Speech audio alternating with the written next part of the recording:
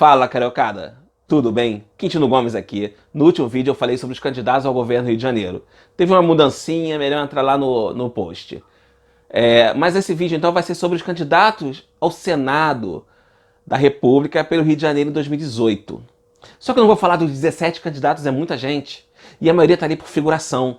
Eu vou falar apenas dos 7 candidatos que eu considero são os candidatos principais, com mais potencial de vitória.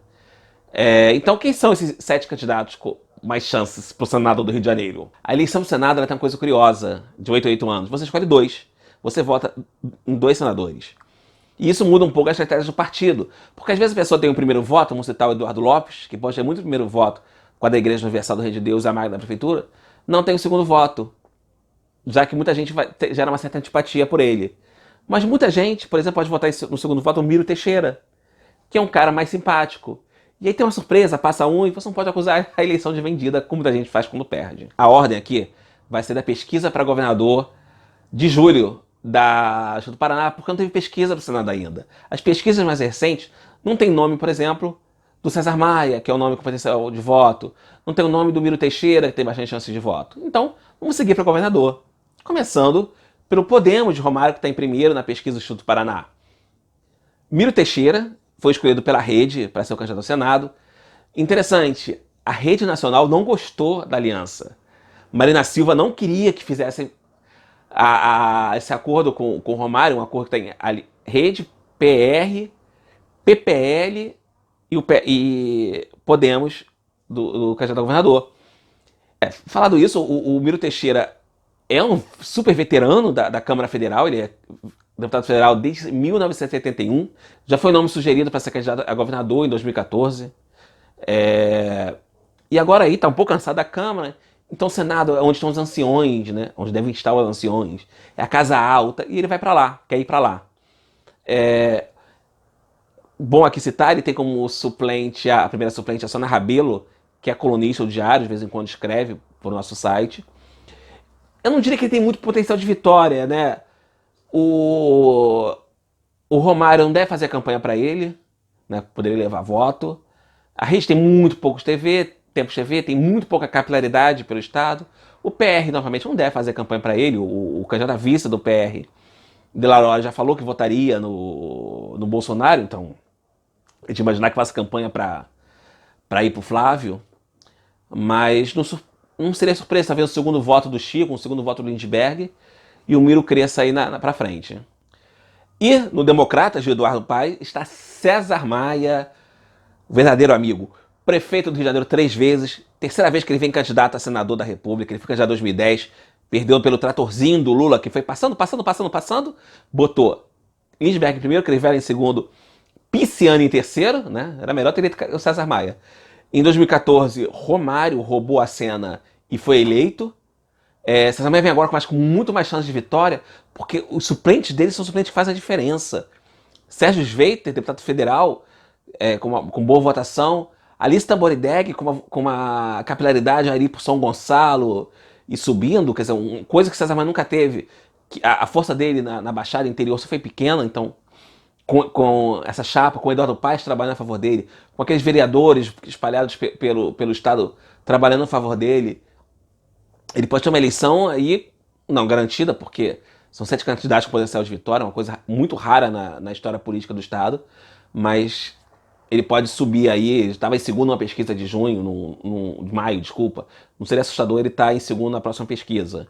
Deixo claro aqui, fui da Juventude César Maia, fui do PFL Jovem, sou filiado ao Democratas e já trabalhei com o César Maia. Só para não virem me acusando aqui de estar falando a favor dele, eu estou realmente falando a favor, já que eu gosto muito do César. E pela chapa do garotinho do PRP está Eduardo Lopes, do PRB. Ele que é senador da República, hein? E não, você não escutou errado, hein? Você não votou nele. Ele era primeiro suplente do Marcelo Crivella, se tornou senador quando Crivella virou ministro da Pesca, ele ocupou a vaga, e efetivamente quando o Crivella vence a eleição para prefeito do Rio. Eduardo Lopes não foi um bom senador, ele é da Igreja Universal, como Crivella, não fez muito, não é uma liderança, tá tentando aí a vitória, vai tentar a vitória com os votos da IURD e com os votos da máquina da prefeitura, pouca chance de vitória. Porque nem o próprio Crivella vencia muito bem para senador, não. Ele ficava em segundo ali, às vezes com chances de não entrar. E uma curiosidade sobre a chapa de Eduardo Lopes. Sabe quem é a primeira suplente dele? Não, você não sabe. É a dona Silvia Crivella. Quem é a Silvia Crivella? A primeira dama do Rio de Janeiro. Mãe do Marcelinho Crivella, do Marcelo Rod Crivella, do Crivelinha, esposa do prefeito. Isso é legal? É legal. Mas é interessante pro Estado? Não, não é, porque o Crivella pode muito bem puxar o Eduardo Lopes como secretário dele na prefeitura, só para que a esposa tenha um gostinho do Senado na boca, né? É, coisas do Rio de Janeiro, né? E o candidato Dins da Costa, de sua chapa, é Harold de Oliveira, um veterano da Câmara com 81 anos. Ele já foi secretário de Transportes Cesar Maia durante a segunda e terceira gestão, secretário de Trabalho da gestão do Pezão. E ele tem uma coisa, ele é tão reformado e evangélico, parece muito com um certo candidato a presidente da República, Jair Bolsonaro. O clã Bolsonaro, inclusive, disse que Harold será o seu segundo voto para senador. Se gerar uma sinergia entre os votos, Harold pode surpreender muito. E na esquerda, para mim, o único candidato da esquerda com chance de vitória, tá, tem o Lisberg Farias, que eu falo daqui a pouco, mas com chance de vitória, só o Chico Alencar do PSOL, que vem na chapa, que tem Tarcísio Mota como candidato a governador, e tem um grande puxador de votos dessa eleição na esquerda, que é o Marcelo Freixo, que foi pro segundo turno contra a Crivella. Chico Alencar, ele é deputado federal há muito tempo, desde o início dos anos 2000, foi deputado estadual, foi vereador, e ele transita bem entre a esquerda e a direita, não porque ele tem opiniões de direita, mas porque ele é aquele político com P maiúsculo, faz política de verdade, é um homem muito inteligente. Não votaria nele porque as opiniões dele de esquerda são bem diferentes da minha, que sou de direita, né? E ele vai ser contra a reforma da Previdência, ele vai ser contra a reforma do trabalho, ele vai ser contra privatizações, porque essa é a proposta dele. Se você é de esquerda, realmente, assim, você tem que ter ele como primeiro voto. Mas, pelo amor de Deus, se você é de direita, nem pense em votar nele, né? O outro candidato da esquerda com potencial de vitória, né, com chances, é o Lisberg Farias do PT. Mas vem numa chapa fraca, com a Márcia Tiburi. Como senador, ele foi péssimo, ele não defende o Estado, ele foi advogado do PT lá em Brasília. Se você seguir os tweets dele, você praticamente não vê ele falando Rio de Janeiro. Você vê o que ele falando: Lula livre, o golpe. E, ok, você como um líder do partido, você tem que defender o seu partido também. Mas não pode ser o único motivo de você estar lá no púlpito no Senado. O seu motivo de ser senador é defender os interesses do Estado. Durante o movimento dos royalties, não me lembro do Lindbergh como um dos líderes ali, tentando realmente defender nosso Estado. Eu realmente espero que a esquerda não escolha o nome dele, que volte a repetir 2010, levando ele lá para Brasília. E acho que não vai. O PT vai cair muito voto. Ele foi muito mal votado como candidato a governador em 2014. Eu acho que talvez ele seja aí relegado para o passado do PT, como outras figuras foram, como Bittar, foi esquecido. Lindbergh vai para o mesmo caminho. E por último, mas não em último, piadinha, tá Flávio Bolsonaro do PSL. Flávio Bolsonaro, filho do polêmico candidato da extrema-direita Jair Bolsonaro. Então, assim, muita gente vai dizer já é melhor já ir se acostumando, porque Flávio Bolsonaro, nas pesquisas que teve do Instituto Paraná, as únicas pesquisas para o Senado, estava em primeiro muito bem. Ele pode ser o segundo voto de muita gente também. Não é de estranhar que uma pessoa vote em Cesar Maia em primeiro voto, tenha Flávio Bolsonaro em segundo, Eduardo Lopes primeiro voto, Flávio Bolsonaro segundo.